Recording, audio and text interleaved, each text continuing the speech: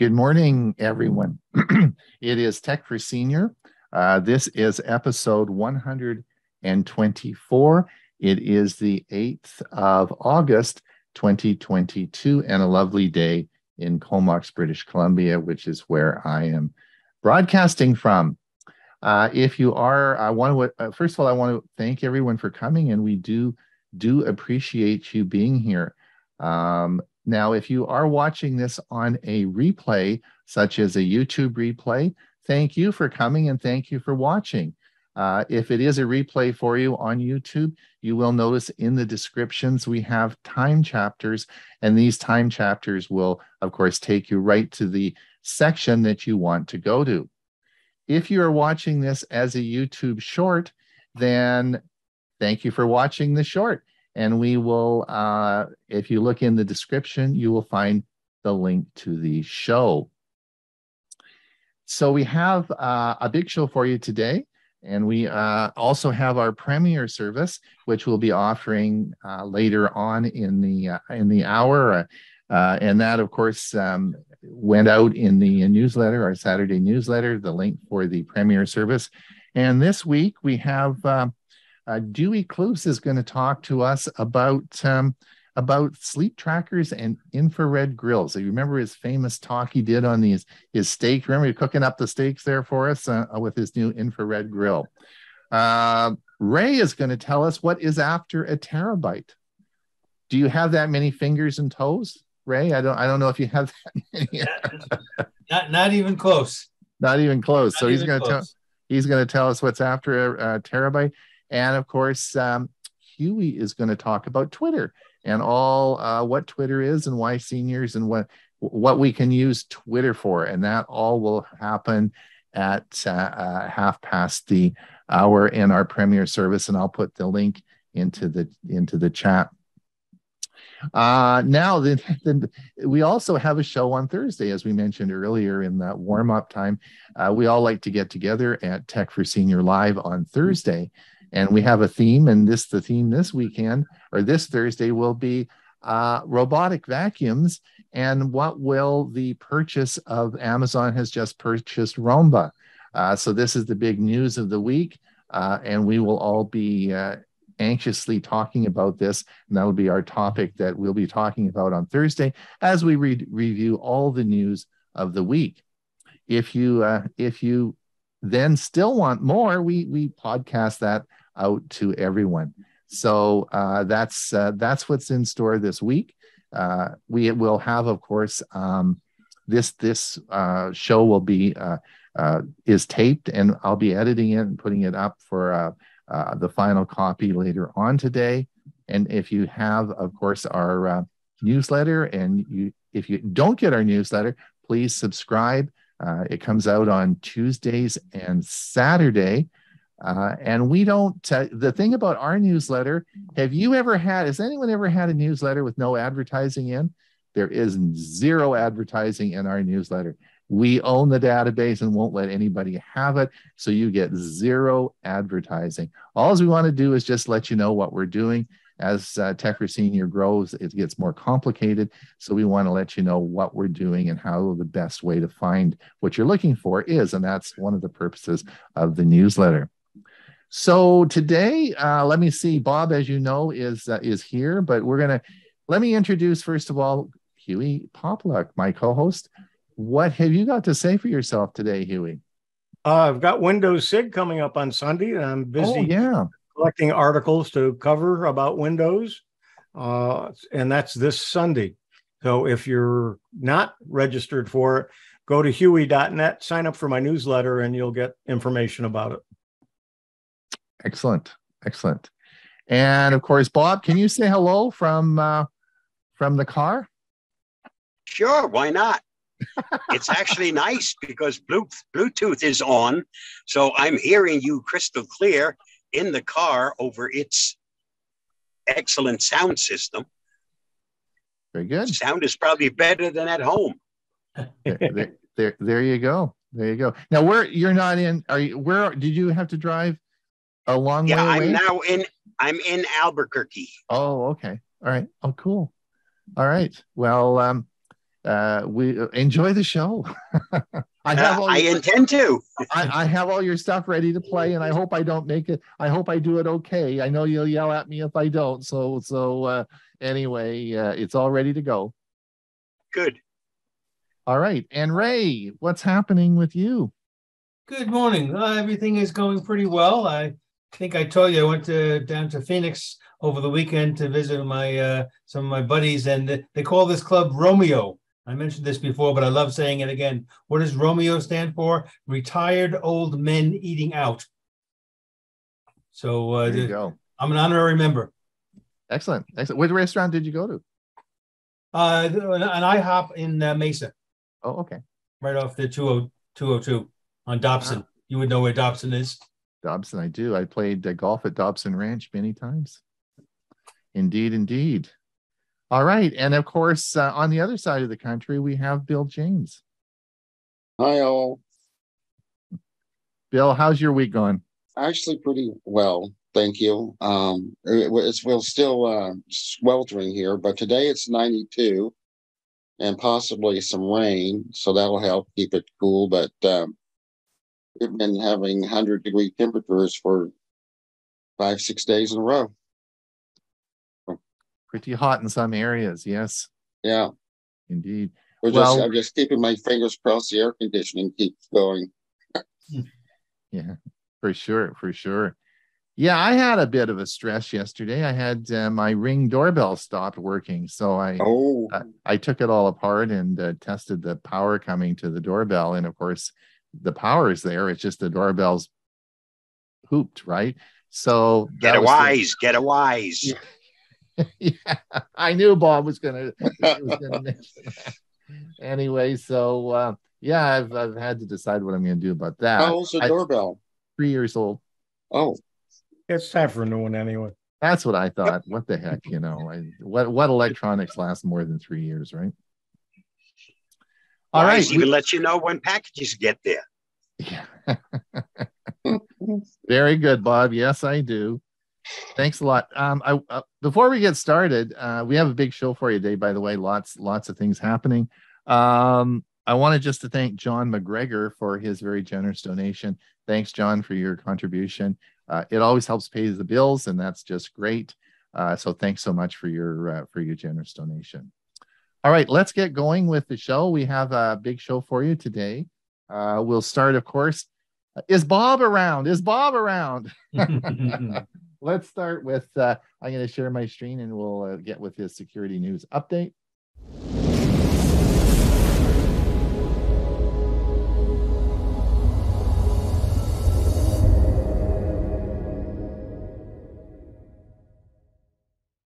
Here is the Avast Security News Roundup for the week ending August 5th, 2022.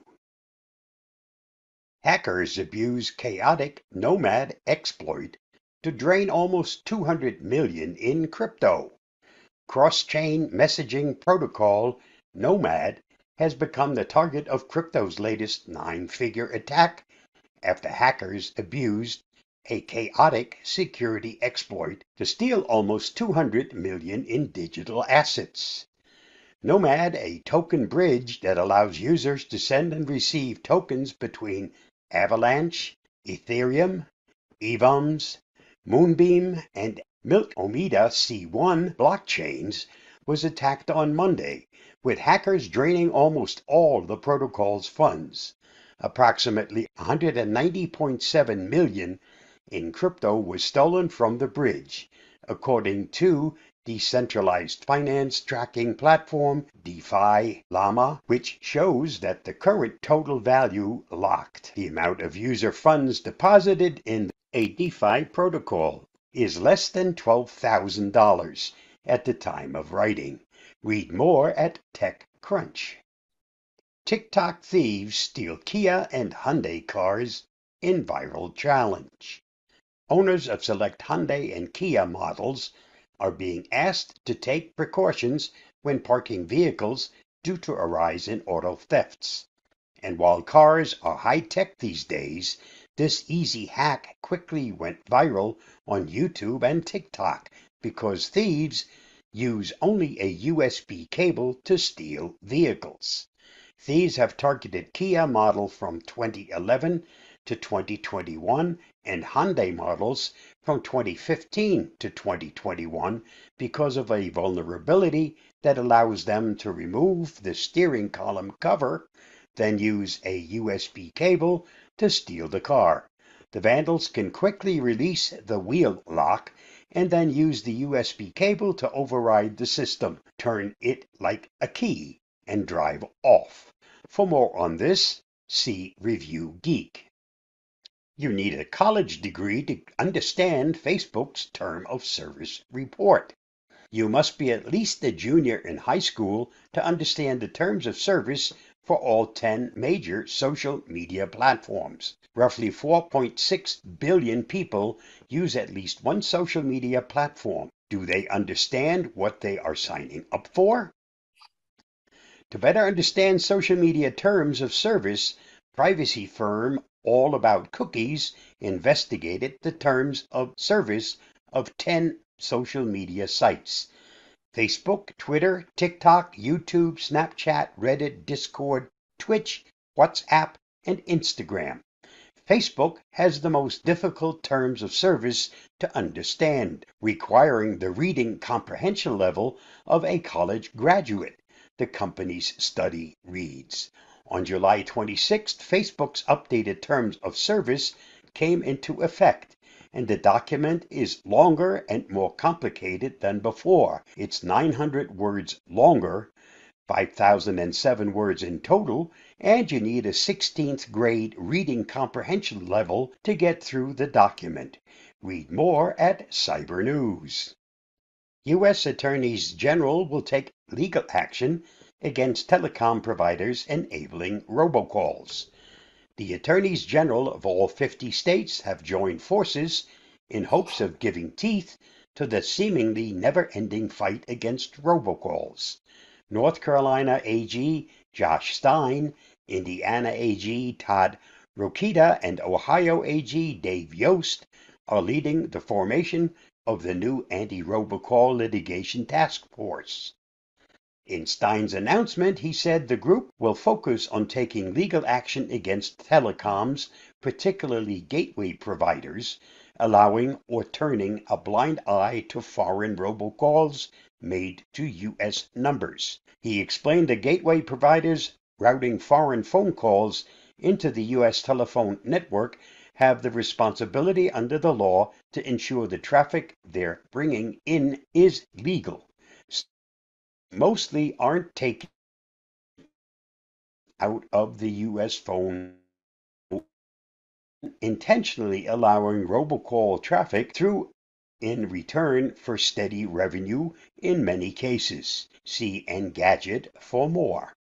Here are 5 modern technologies the Jetsons accurately predicted 60 years ago. Video calls. Video calls took place regularly on the show, most often for connecting family members to one another or for connecting George to his boss. Personal assistants. Voice assistants are something that many of us use daily. Smartwatches. George was constantly getting work calls from his boss on his wristwatch. Food printing. Preparing dinner on the Jetsons was as simple as choosing what you wanted to eat and setting it into the food replicator. Space tourism. Space travel on the show was so commonplace that people would take vacations to the moon. For more on this, see PC Mag. U.S. Department of Justice seizes 500,000 from North Korean hackers. Earlier this month, Deputy U.S. Attorney General Lisa Monaco said that the DOJ had reclaimed approximately $500,000 from North Korean government-backed hackers. Monaco said the money had initially been either extorted from healthcare organizations or used to launder ransom payments, and the DOJ has already started the process of returning the funds to the victims. She's also urged U.S. companies to report ransomware attacks to the FBI immediately, as many victims tend to try to deal with the problem themselves.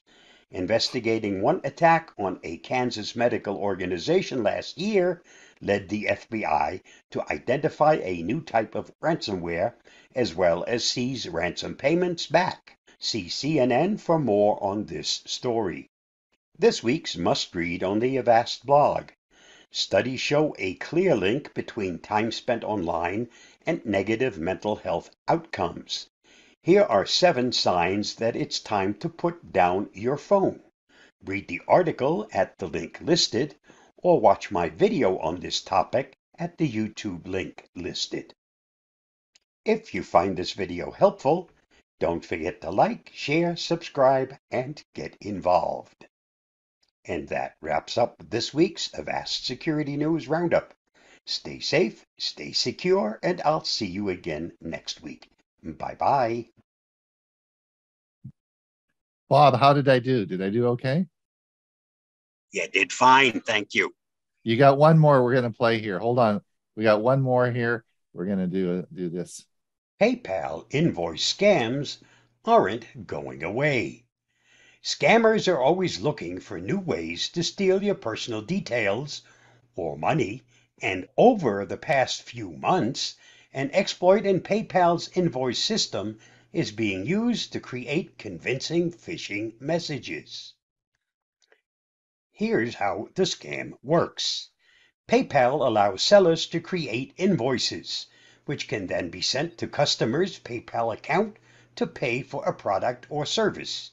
However, PayPal doesn't seem to do a great job when it comes to checking if invoices are legitimate or not. Recently, scammers have been using invoices to trick people into sending money to other accounts. It's not clear when this method became popular, but there are reports going back as far as 2020 and earlier. The scam involves sending a PayPal user an email telling them to pay for something. The email received identified the sender as the billing department of PayPal, with a message saying $1,000 has been debited to your account from the Walmart e-gift card purchase, and that it should contact a phone number for customer support. Another version, identified by the Virginia Commonwealth University, asks for $450 for Bitcoin crypto, with a different phone number listed. Apparently, the only similarities between all the messages are, "Here's your invoice," or "Invoice updated" at the top, and a button that says "View and Pay Invoice." Unfortunately, those also appear for legitimate invoices from actual businesses. The emails are sent through the same service@paypal.com email address as other account notifications, making them seem more legitimate. If you find this video helpful, don't forget to like, share, subscribe, and get involved. Here's a tip on how to avoid the scam. The easiest way to ignore this specific attack is to not pay any invoices for a product or service you didn't purchase. However, invoices are different than purchase notifications. If PayPal sent you a confirmation email for purchasing an item, then someone might have stolen your PayPal account, and you should contact PayPal customer support right away.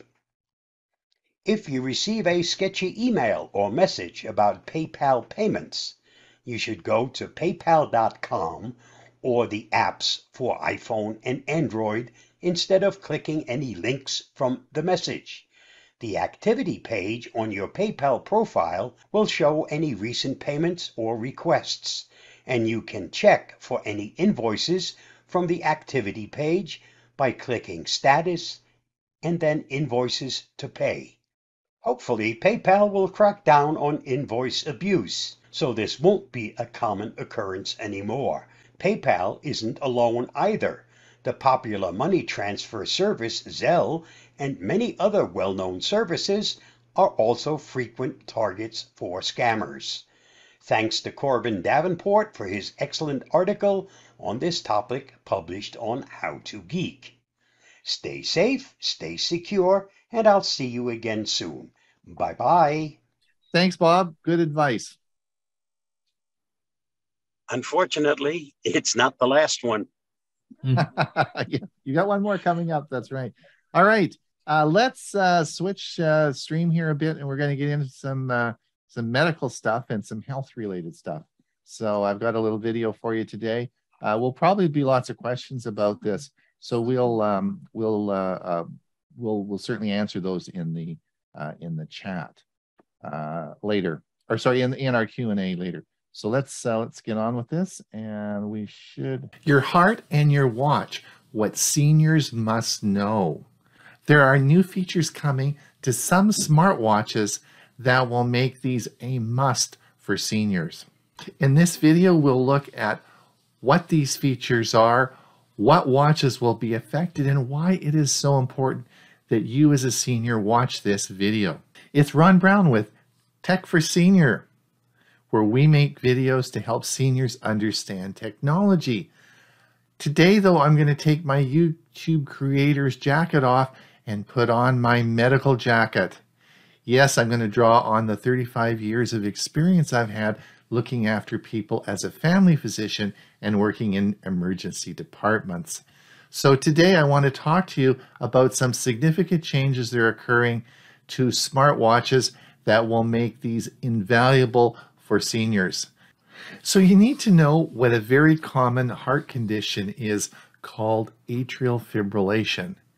Now in this graph you're going to see, and this is from my very popular Saving Your Life with Wearable Technology. As you can see in this graph that over the age of 60, the incidence of atrial fibrillation goes up exponentially. This is so important for you to understand. Let's have a look at actually what atrial fibrillation is. So in this diagram, you'll see that there are 4 chambers in a heart. There are the 2 upper chambers called the atrium, and there are the 2 big chambers at the bottom called ventricles. So the 2 chambers in the heart at the top, the atrium, contract down, putting blood into the bottom big chambers that pump the blood out.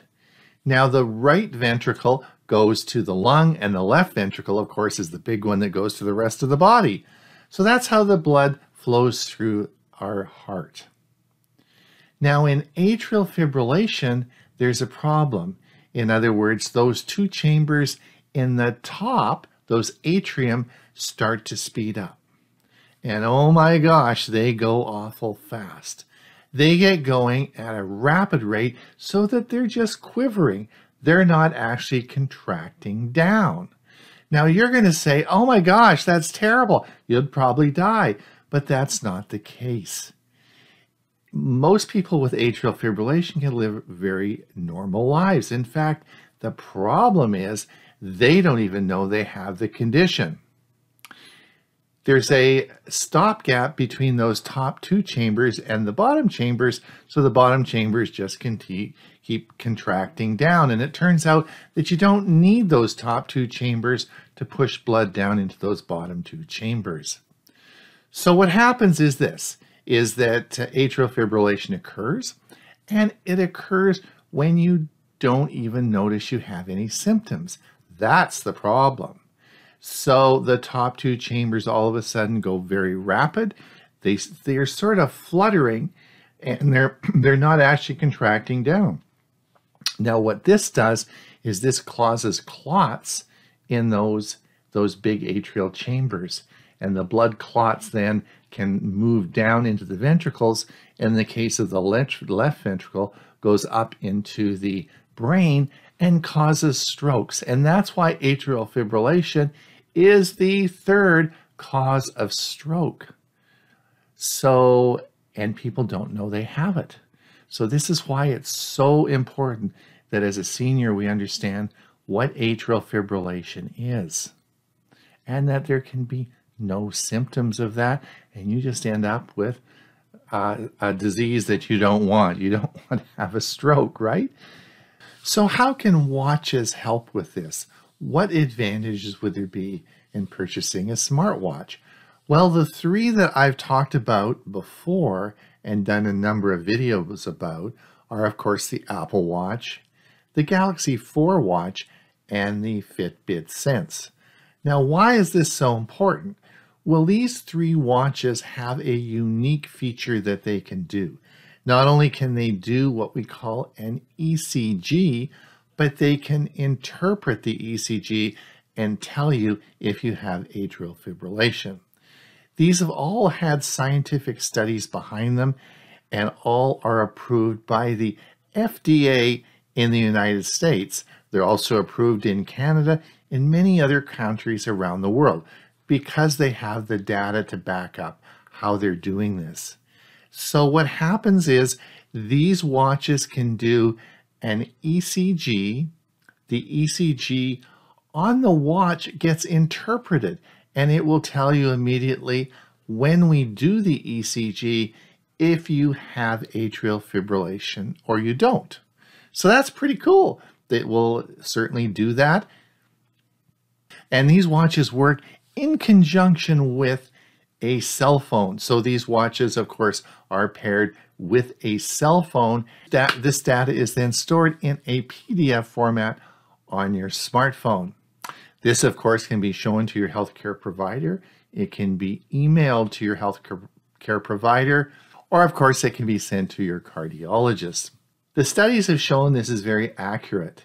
Now, you must understand that an ECG done on your watch is not like the ECG we do in hospitals. In the hospital, when we do a 12-lead ECG, we can look at the past, present, and future of your heart.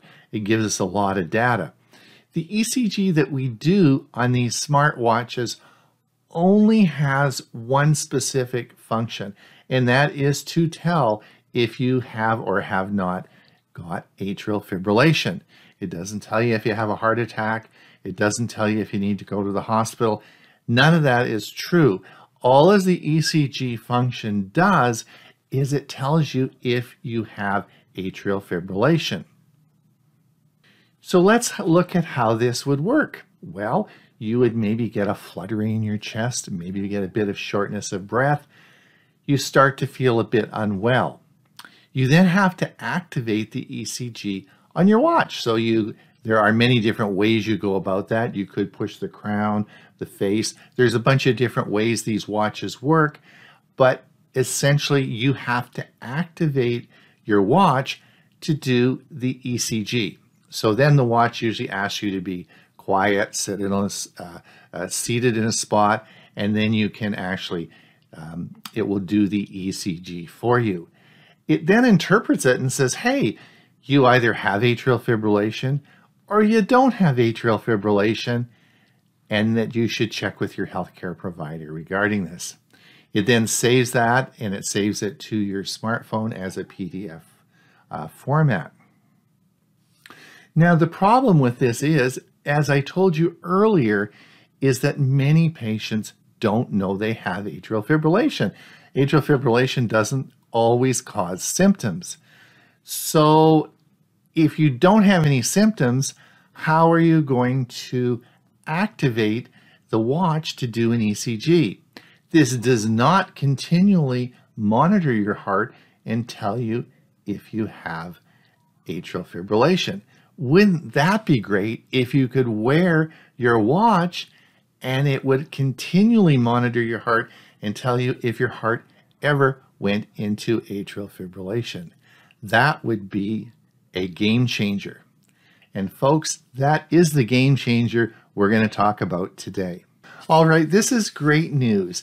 And the continuous monitoring of your heart rate has been approved for the Apple Watch in the United States and Canada. And it will occur later this fall with Watch OS 9. Now, the great feature of this is it will work on the older watches, so you don't have to spend any more money. The watch, the Apple Watch you have now, this will occur on it. It is just a software update. This is likely going to occur with the Fitbit series as well, as there is a big study that is just completing with the Fitbit line to confirm the same. The sophisticated sensors in the back of these watches on the back surface monitor your heart. And with a software change, we can monitor them on a 24-hour basis. This is going to be a game changer, folks. You'll be able to wear your watch 24/7, and it's going to tell you if you have had any history of atrial fibrillation. It's going to track your heart on a 24/7 basis. It's going to tell how long your heart was in atrial fibrillation. It's going to tell us the time, the amount of time it was in atrial fibrillation, and what time of day or week it was most active. This is valuable information for healthcare providers. When I was practicing medicine, this would have been a game changer for me. Because of course, what we want to do is know is if patients remain in atrial fibrillation after we've treated them for them. Some of the treatment for atrial fibrillation is to get you out of atrial fibrillation, whether it's through surgery or medication. We want you to be out of atrial fibrillation, or if you're going to stay in atrial fibrillation, you need to be anticoagulated. So we need to know what your heart is doing on a continuous basis, and this solves the problem, folks. This is it. This is what we've been waiting for. At the American Heart Association in 2021, Google presented their Fitbit study to evaluate atrial fibrillation involving 450,000 people that took part. The algorithm Google used correctly identified atrial fibrillation in 98% of the time. Now, the exciting part about this was that it was done using a wide variety of Fitbit devices, not just the Fitbit Sense. It is possible with a software change that most of the Fitbit line can now continuously monitor you for atrial fibrillation. And we know that around 12 million people in the United States this year will have atrial fibrillation. And this certainly is more prevalent with advancing age, hypertension, and obesity. So it is so important that we identify these folks so we can get treatment and, of course, prevent the complications such as stroke, congestive heart failure. So we expect to see this fall changes in the software to Apple and Google software that will allow continuous monitoring for atrial fibrillation, which will be a big help in the medical management of this very serious condition. In summary, let's look at what we've learned today. The first thing is you now understand the word atrial fibrillation and should know what it is. The second thing you learned today is that it's common, and it's even more common after the age of 60, and 16 million patients in the United States will have a period of atrial fibrillation this year. And 3 is you now know that it is the third leading cause of stroke.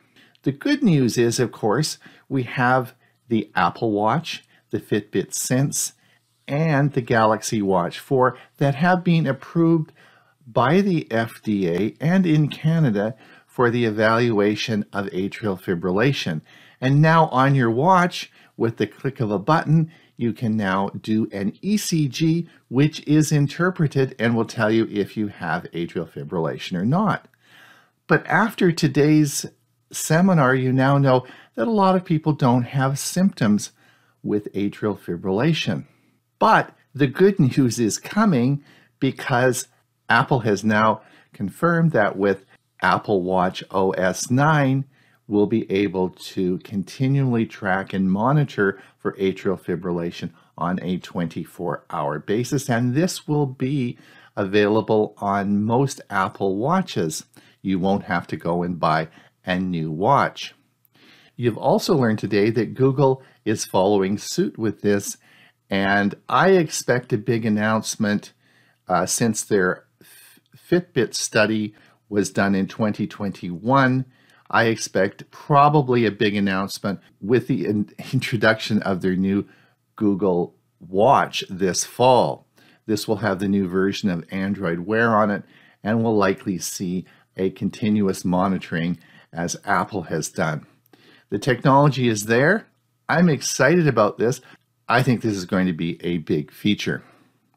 Well, it's Ron Brown with Tech for Senior. Just before we sign off, I just want to remind everybody I did the statistics on our channel lately, and I found that only 1 in 10 people are subscribed. If you want to keep updated on your health and get notifications when we make new videos, please click the notification and subscribe. We'll have many more videos about this continuous atrial fibrillation monitoring as it becomes available this fall. Until we see you again, have a great day. Okay, so there we have it. So hopefully there might be some questions about that later, but we'll deal with those in the Q&A. Hewie, are you ready to roll? I certainly am. I'm getting things in place. We'll be there in just a moment.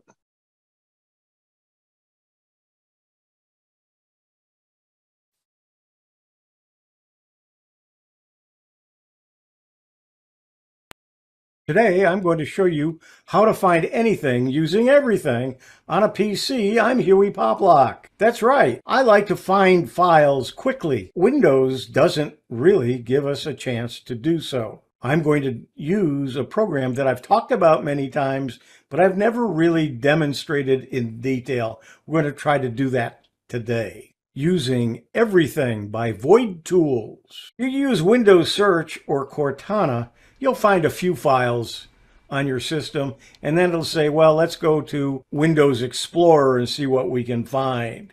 When you do that and you put in your search, you will find that it takes quite a bit of time. I have 3 screen captures here. The first one about 5 minutes in, the second one about 9 minutes in, and the last one about 30 minutes in when it finally finished. So it takes a long time just to find one term when you're searching with Windows Explorer. When you are searching using Everything, as soon as you open it, it's ready to go and it finds everything within a second. This is the website, voidtools.com, where you can download the installer, where you can download a portable version as well. Let's take a look at a live demo. Let's open up Everything.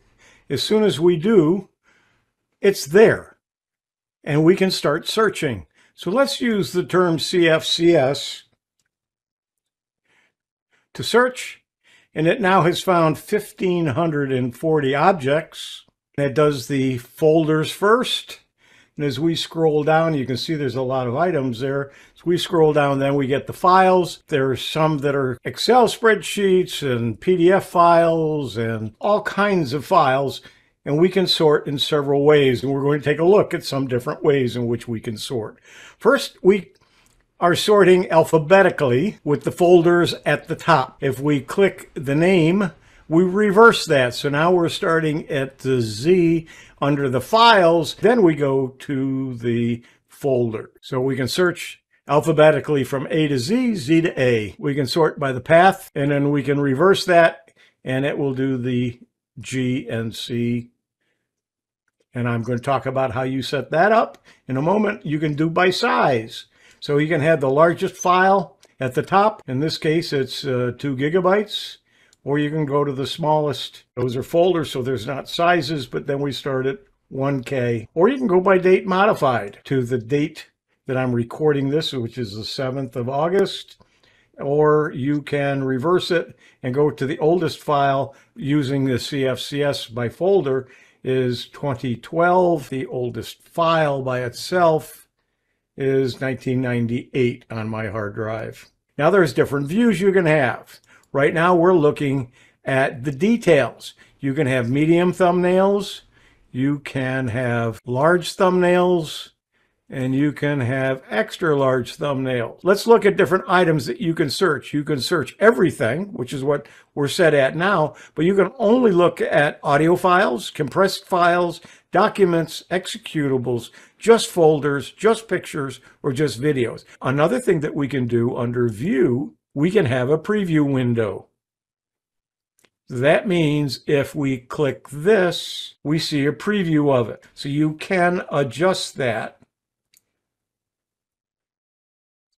But you can also adjust your column sizes so we can have all the information and see it here. You see the ability to change, and it changes very quickly. There's a couple of things I want to show you under Tools and under Options.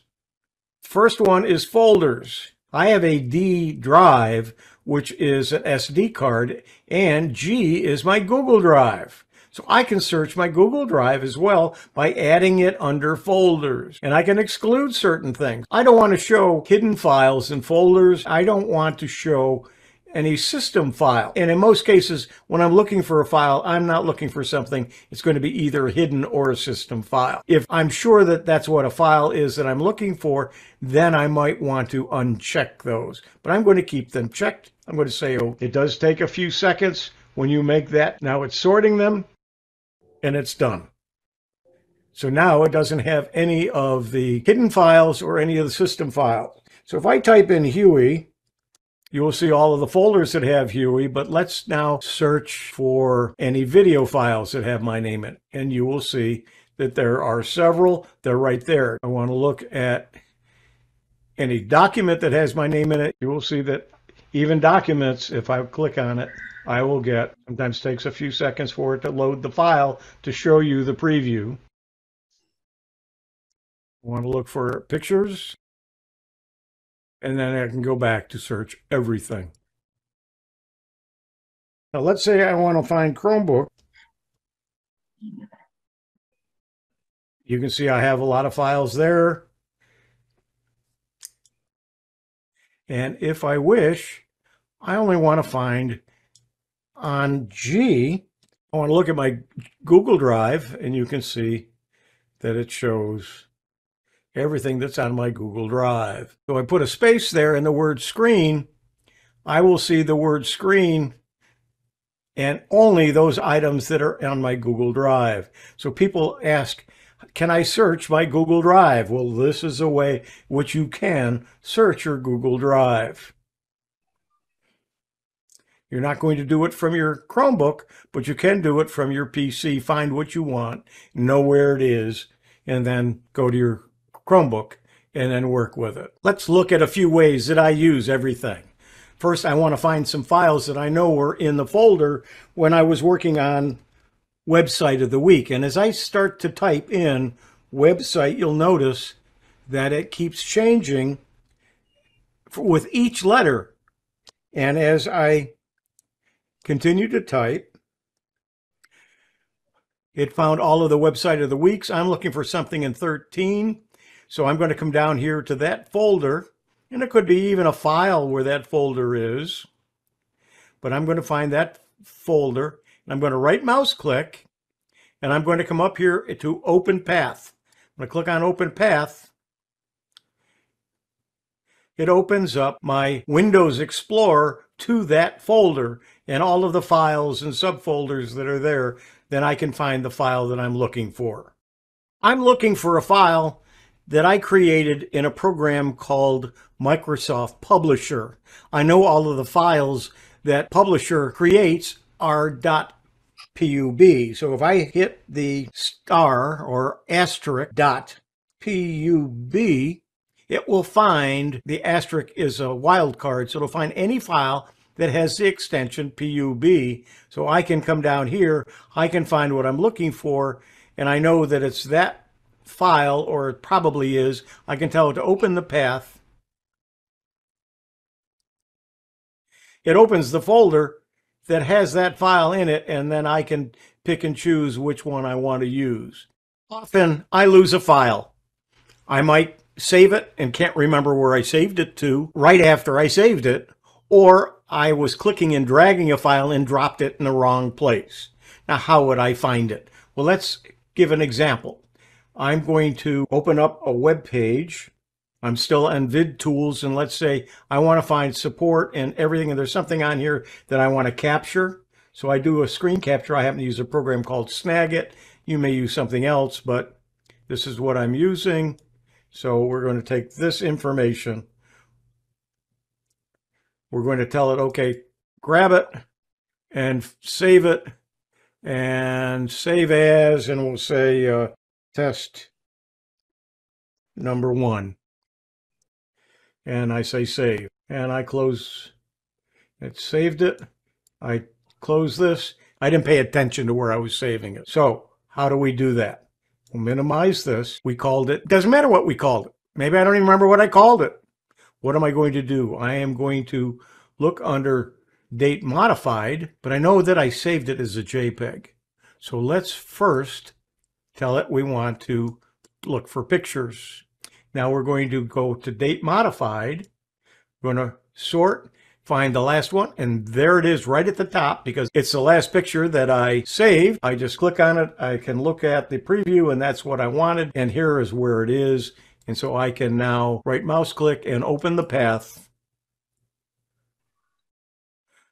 Okay, it's in the articles for the blog. It's for this article, but maybe that's not where I want it. I can place it wherever I want now that I know where it is, and I can even rename it if I didn't like the title that I was using. So very quickly, you can find what you last saved, even if you can't remember the name or where you saved it to. How to find anything using everything on a PC. I'm Hewie Poplock. There you go. Hewie, I was talking to a friend of mine, Byron. He's on the show today, and over the weekend, and we were talking, and he said, yeah, that everything, you knew you were going to talk about that today, because of course he subscribes to the newsletter and knew on the with the agenda was out on Saturday, and he said, man, that program saved my bacon so many times. And I said the same thing. You told me about that program a couple of years ago, and it has saved me so many times from disaster. It is a must. I think it's great. I'm going to play this video again on my Windows 6 because I think it's an important program that if you run Windows, and it can be anything going back to Windows 7 and even XP, I believe it would run on. If you have any of those, install it and use it. And yes, you can find any file very quickly. Yeah, it's amazing. It's great. So it's got my seal of approval. I'm sure it's got yours as well. All right. Bob is not, he may be in a car, but he still has one more segment here. He's going to give us some more advice. Just hold on. So let's see what Bob has to say.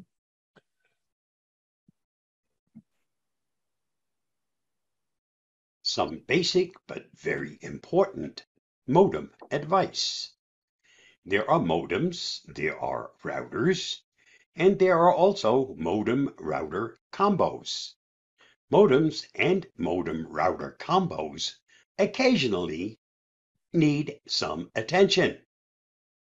If you don't forget to like, share, subscribe.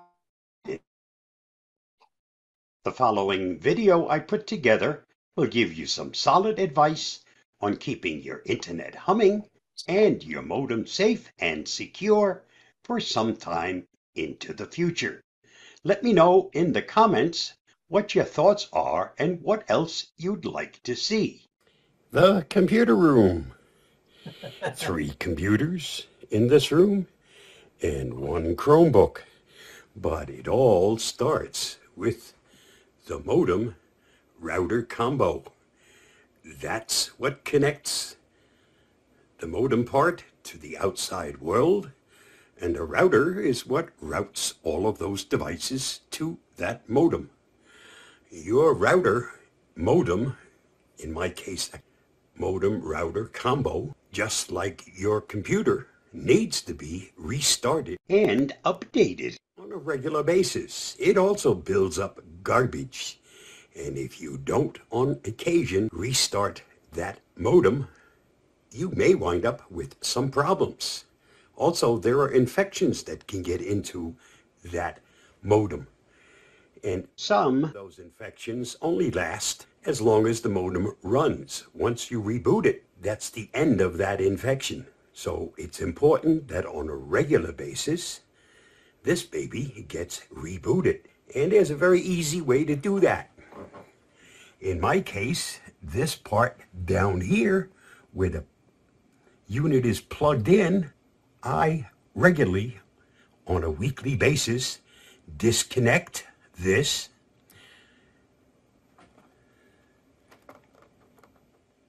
As you can see, all the lights are gone because I just shut down my modem router combo. I wait 15 to 30 seconds, and once that time is up, it gets plugged back in again. That clears out all the garbage. It can also clear out some of the infections that are currently out there because they only last for as long as that device has been plugged in since its infection. Once rebooted, that's the end of the infection. So let me plug this back in. As you see, the first light's back. Now, we all know once you unplug and replug, this takes quite a while for it to reset. But this is what should be done at least once per month. If you want your computers and the rest of the stuff to work properly, it starts right here. Stay safe, stay secure, and I'll see you again soon. Bye-bye. Thanks, Bob. Thanks. Good advice. I have to remember to do that. That's one of the problems. Advice is easy to give. It's hard to remember. Yeah, it is. It is. It is. Yes. So I got to do that. But good advice. Thanks so much, Bob. That's great. Listen, it's just before we get into Ray's music, I want to thank, excuse me, I want to thank everyone over that's on YouTube that's been watching the show. If we still have some room for you here, if you want to pop over and participate in the Q&A, that's great. Otherwise, we'll see you next week. Don't forget the premiere service that we discussed earlier. Greg, we'll get to your question after the music. We're going to move into Ray's segment now as I stop the live stream. Take it away, Ray.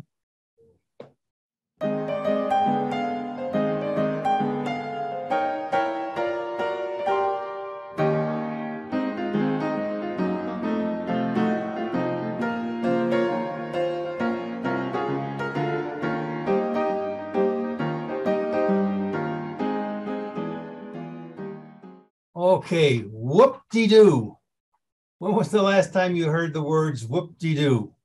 Now, according to the Merriam-Webster dictionary, the first known use of this expression was way back in 1910. And the provided definition is, quote, noisy and exuberant or attention-getting activity, unquote. I'm pretty sure I never used these words, but I can recall someone saying something like, well, that's a big whoop-de-doo, as a sarcastic expression. Now, Mark Knopfler was born in Glasgow, Scotland in 1949. His early musical idols were an eclectic group to include Elvis Presley, Chet Atkins, and B.B. King. He became well known as the founder, lead guitarist, and lead vocalist with the band Dire Straits starting in 1978 with their first release of the song Sultans of Swing that appeared on their first self-titled LP. Now, but it took the second track on their fifth studio album in 1985, that was called Brothers in Arms, to really cement this band's significance. That song being Money for Nothing, which was their most successful single, reaching #1 on the US charts and being awarded a Grammy for Best Rock Performance by a Group, as well as a nomination for Record and Song of the Year. Now, the song lyrics tell the story from an appliance store worker's point of view, lamenting that the only thing rock stars have to do to gain fame and fortune is to play the guitar on MTV and not putting in a hard day's work like he has to do. According to Knopfler himself, he was in a New York City appliance store that had all their TVs tuned to MTV. As he listened to the employees talking among themselves, he wrote down some of the dialogue and eventually put these words to music. How's that for finding a song lyrics? Anyway, from a technology perspective, the music video for Money for Nothing and I have the YouTube link below, and I'll put that in the chat box. It features early computer animation and was one of the first uses of computer animated human characters. It was considered groundbreaking at the time of its release in 1985. Take the time to check it out. Now, Mark Knopfler moved on to a very rewarding solo career. He's released numerous albums and has toured all over the world, including unique locations such as India and the UAE, United Arab Emirates. He often will have guest performances at his concerts, and he collaborates with stars from other genres, such as country legends Emily Lou Harris and George Strait. But more than his singing style, many consider Mark Knopfler to be one of the greatest British guitar players of all time. Perhaps what is most unique is Knopfler is left-handed, but plays the guitar right-handed. So in 2004, Knopfler released his fourth studio album titled Shangri-La. This was his first CD following a motorbike crash where he spent 7 months away from the guitar while in rehabilitation. The album features his storytelling style of songwriting, with the song Whoop-De-Doo being a good example. Finally, Mark Knopfler is currently my wife's favorite contemporary singer, so this is where the inspiration for today's artist selection comes from. Well, Ray, I think you hit another one out of the park. Hope you enjoyed it. Yep, it was great. Thanks so much. It is top of the hour, and that's a wrap for the show today, except we do have our Q&A. If you have to leave now, please remember that we do have our premiere service coming at hour. I've put the link in the chats. If you do get our newsletter, it was in our Saturday newsletter. Dewey's going to talk on grills and sleep trackers. Ray's going to tell us what's more than a terabyte, and Hewie's going to talk about Twitter and what you need to know about Twitter to understand it. What is Twitter? So that will be coming at hour over on our premiere service, and of course the link is there. I'm going to open it up now and don't forget Thursday. We're going to talk about vacuums on our Tech for Senior Live on Thursday. It should be a great show. If you have a vacuum, want to know more about vacuums, or talk about Amazon purchasing Roomba, that we're all ears on that one. So we'll see you maybe on Thursday. So let's open it up as a Q&A now. We'll talk probably the best way to get, because there's a lot of people in the audience, if you just click the reactions and raise your hand, then it pops up like Greg and Mike have done now, and they're waiting with their questions. And it can be questions on anything, any tech questions or anything about the show today. And again, let's go with Greg. Greg, go ahead. Hey, thanks for a great show today, Dr. Brown. Really got a lot of good information from all three of the presenters. Anyway, you guys do a great job. I just want to commend you. Thanks. Oh, okay. Thanks, Greg. As I said, I accept the kindness. If you have any complaints, send it over to Hewie. No, you can send the money now to me, Ron. Yeah, okay, right. Thanks a lot. Mike, go ahead. After your excellent presentation on the watches and monitoring your health, I did a little research. I see on Amazon the Fitbit Sense Advanced smartwatch is $100 off. Amazing. And that brings up the question, does one buy the watch now and wait for a software update, or do we wait for the new Google Watch if it's not a Fitbit and see what that has to provide us? And Mike, that's a very good question. The Apple software is coming. It's announced. Apple said they are releasing it. It's been approved all through the approval process. So it's in the oven, baked and done. The Google hasn't announced anything yet. And the big next move, the Fitbit line, of course, was Google purchased. So it's not the original Google line. The first one, so we're going to be seeing this Pixel watch that's coming out this fall. In October will be a whole new development for Google. And I don't know the answer to that, Mike. That is, I would assume that the study where the Google did, the 450,000 people, was done across all the Fitbit platform. It doesn't have to be the Fitbit Sense to have the continual atrial fibrillation monitoring. So I don't know what their plans are. They didn't. I assume this will come out this fall. Whether it will be available on all the Fitbit line and the Pixel line, I mean, I don't know. This will be a big deal for Apple. This is for sure going to be a big feature, and I just got to feel that Google's going to come out with this and follow along because it's such a big deal, right? And I guess I just have a feeling that the Fitbit line will be there, and I think it will, but I don't know for sure. I don't know the answer to your question. Okay, thank you. But the Sense is a great watch, and you're right. Even the Galaxy Watch 4 is cheap. I mean, they've got these on sale, but the Galaxy Watch 4 is being replaced next month with the Galaxy Watch 5. Okay, that is coming out. So I would not buy a Galaxy Watch 4 right now, even though they're so cheap, until we see what's on the Galaxy Watch 5, because it's going to be out next month for sure. Neil, go ahead. Okay, am I unmuted? Yep. Yeah. Fine. Okay. I saw my. I'm confused. I got the Fitbit Sense just simply for the AFib, and then you commented about having a PDF back on the phone. I haven't figured out how to find that PDF. Okay, just go to the Fitbit app on your phone in the health, and in the I don't have my phone down here with me, but it's in the health monitoring section there. And if you scroll down in there, there'll be a folder for your health, for your and it'll be a PDF form. All right, I'll search for that, and if I can't find it, I'll talk to you next week. Yeah, just give me let me know, and I'll show you how to do it. That might be a good video. That's another idea for a video, right? Hey, well, just hold on a second. Hewie, do they have everything for the mobile device? Only PCs. Ah, crap. Because that would have been great. We could have just searched PDFs on the phone, right? And that'd fix it up for you.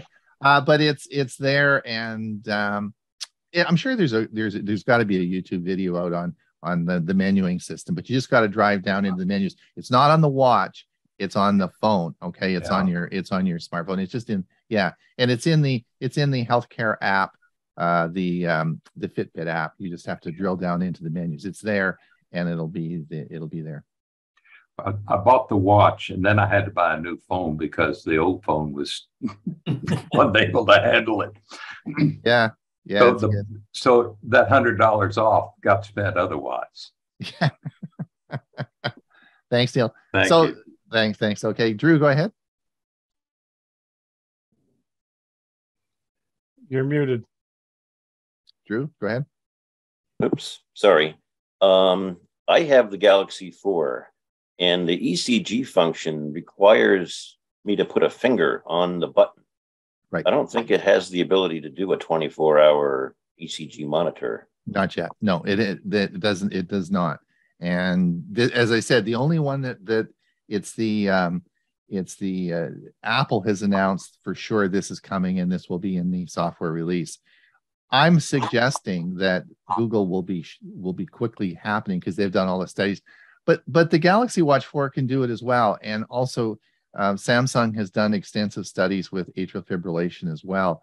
So we will see. I expect that Samsung as well will have some software out that will do that. It's so important, and it's so easy to do. I can't imagine the competition will be pretty intense. So I think I expect that Samsung will have that software out this fall as well. And of course, don't forget the Galaxy Watch 5 is coming out very shortly. But the sensors on the back of these watches are all there. You don't need anything special for to do this type of work. So it's available really on any watch that's able to measure atrial fibrillation to begin with. So that makes it it's just the software that they have to enable. Oh, so you think that it might be retroactive to the 4? Oh yeah, I think so. I think but that's the same with Apple. It'll be on a lot of the Apple watches. I don't know how far back it will go.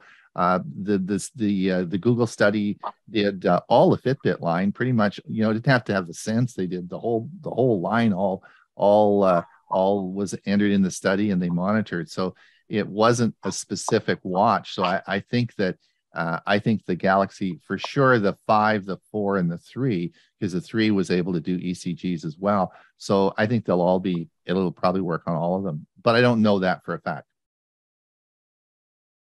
And of course, there could be some marketing things in there too. I don't know. If they got really nasty, they could say, well, it's only available on the Galaxy Watch 5, and they want you to buy a new watch. I really don't know. I don't know. Steve, go ahead. Will the Apple Watch be able to do the AFib and glucose at the same time? Well, we don't know about the glucose. Glucose is the blood sugar monitoring is, we've been talking about that for a couple of years now. And I don't know why they haven't. Apple actually set the contract out for the sensors. They actually have a company building the sensors to put in the watches, right? The contract's being let. But the whole thing is just not going as fast as I expected, and I don't know the reason for that, other than it's Apple likes to crank out the new watches each year, and because they sell a lot of them, and it may be not to their, this may slow down their releases because it's got to be all approved by different levels of government and different organizations and the FDA and all that sort of stuff. So it might slow down their releases. So maybe that's the reason they haven't actually wanted to do it. I don't know. I don't know the answer to that, but I just don't know, Steve. But for sure, Apple it was an official announcement that this is coming and will be out a couple of months with the Apple Watch. All right. Any more questions? Yes, go ahead, Irving. Hi there. I'm the guy who last week asked for some help with regard to a DVD, an external DVD drive. And I listened to your advice, where I think the 3 of you gave me advice, and I followed up on it. I just thought I'd let you know that I was eventually successful. The first attempt, I learned a lesson, and that had to do with free downloads versus free, free apps. And I sorted that one out, and I wound up with the ALC, and I took a little getting used to, but it's functioning fine now. And I thank you all for your help. We gave you good advice then, is that right? Absolutely. We did the right thing. Oh, that's good. I always like that. Thank I like you so that much. when we give the right advice. LC is a very good player. Yeah, good. Well, thanks a lot. Yeah. How much was it, Irving? How much did it cost? Was it cheap? Well, supposedly it's regularly $59 here at Best Buy in Ottawa, and I bought it for $39 Canadian. Perfect. Yeah, that's about what an external drive. Yeah, good. Excellent. Okay. Thanks, Irving. Thanks for getting back to us on that. Thank you so much. Yeah, thanks a lot. Excellent. Well, that's good. I will have the video out, and this video, I'm still not, the video I made today, a couple of little corrections I have to make in it, and I'm not sure what the title's going to be yet on the video, but it will be, I will be releasing it this week. So if you want to replay it, it'll be out there, and I'll put it in the newsletter and put all the appropriate links in there, but I'm not sure what I'm going to call it yet. Well, I haven't chosen the final title. That's why there was no title on the first slide there. So I'm working on that. I'm thinking a bit about that. Any more questions? Bob, are you still there? Did you go to sleep? I guess maybe he's driving home now. Yep. Yeah. Okay. Well, that's good. All right. Well, we'll end it here. I want to just let everybody know that the premiere service will be in about 15 minutes. Please watch that. It'll be there. This video will be out later on today. Come and listen to our Tech for Senior Live on Thursday. And Hewie has his Win Sig on Saturday. Sunday, that's right. Sorry, Sunday. So let's come and listen to that. And we'll see everybody back here in another week. And next week, we will have Ray's second part 2 of home theaters. That'll be great. Yeah. Excellent. So we're all waiting with great anticipation. Should be fun. Thanks again for everybody for coming. We do appreciate you being here and all the support you give us. Thanks so much. We'll see everybody in a week's time. Bye now. Bye, everybody.